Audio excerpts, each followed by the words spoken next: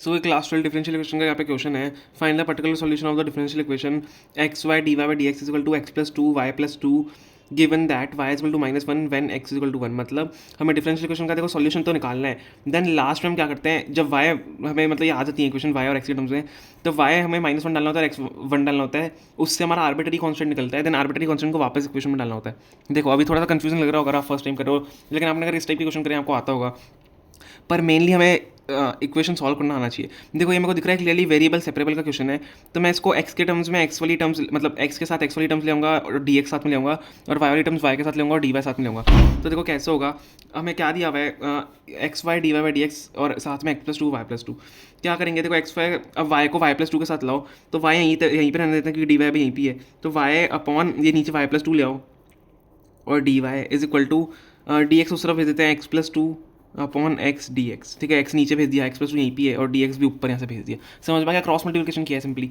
अब हम क्या करेंगे, यहाँ पे हम थोड़ा सा सेपरेट वाला चीज़ करेंगे। देखो इसमें क्या करना था, इंटीग्रेटिंग बोथ द साइड होता है, तो अब इंटीग्रेशन कैसे होगा, यहाँ पे मैं क्या करता हूँ, ऊपर प्लस टू और माइनस टू कर देता हूँ, प्लस टू और माइनस टू करूँगा ऊपर, सेम ही बात है अगर हम करेंगे तो प्लस टू और माइनस टू कर देते हैं, वाई प्लस टू और minus two upon y plus two d y is equal to integration of x plus two, अब डिवाइड बाई एक्स है।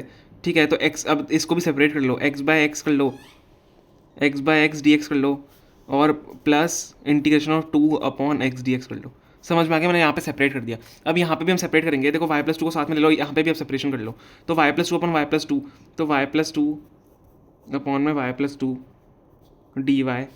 मैं अभी इसको डायरेक्टली भी कर सकता, लेकिन मैं स्टेप वाइज आपके लिए कर रहा हूँ। Integration of two upon y plus two d y is equal to, अब ये वन हो जाएगा, integration of one d x plus two को बाहर ले लेते हैं, integration of one by x d x. समझ में आ गया क्या किया मैंने, हम बस सेपरेट करते जाने चीज़ों को। अब क्या होगा, ये भी वन हो जाएगा, ये भी वन डी वाई हो जाएगा, माइनस, अब देखो यहाँ पे क्या होगा, two by y d y है, देखो अब सॉरी गाइस। ठीक है, टू बाहर आ जाएगा ऐसे, इसको क्या कर लेंगे, one by y plus two d y is equal to, अब देखो वन डी एक्स के टर्म्स में, एक्स के टर्म्स में वन का इंटीग्रेशन क्या होता है, एक्स ही होता है, प्लस टू बाहर है, वन बाय एक्स का क्या होता है, लॉग एक्स होता है। ठीक है, वन बाय एक्स का लॉग एक्स लिख दिया। ठीक है, और प्लस सी भी कर लिया यहाँ पे।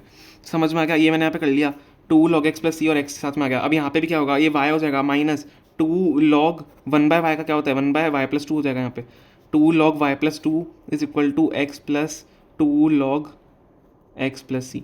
अब हम यहाँ पे क्या करेंगे, ओके आपको दिख नहीं रहा है, एक सेकेंड। अब हम यहाँ पे क्या करेंगे, ध्यान से देखना। अब हमें क्या दिया हुआ है कि हमें y और x की वैल्यू डालनी है, y equal to minus one और x इक्वल टू वन, तो y equal to minus one और x इक्वल टू वन डालेंगे हम यहाँ पे, put y equal to minus one and x equal to one. तो जब आप यहाँ पे y equal to minus one और x इक्वल टू वन डालोगे, तो आपको यहाँ से c की वैल्यू निकलेगी। तो c की वैल्यू जब यहाँ से निकालोगे तो c की वैल्यू आएगी, देख खुद करके देखना। ठीक है, y इक्वल टू माइनस, ये बहुत ईजी है यार, बस y इक्वल टू वाई की जगह माइनस वन डालना है यहाँ पे, और x की जगह वन डालना है, इंटीग्रेशन का साइन नहीं आएगा यहाँ पे। ठीक है, और x की जगह वन डालना है, तो c की जो आपकी यहाँ से वैल्यू आएगी वो माइनस टू आ जाएगी। सिंपल है, निकाल के देख लेना, बहुत ईजी। अगर नहीं है प्लीज़ कमेंट्स में पूछना। c की वैल्यू जब माइनस टू आ जाएगी, वापस से c को इस इक्वेशन में डाल दो, तो आपका वो फाइनल सॉल्यूशन हो जाएगा। ठीक है, c की वैल्यू माइनस टू हो गई, तो वापस डाल दो उसको, y minus two log y plus two is equal to x plus two log x minus to.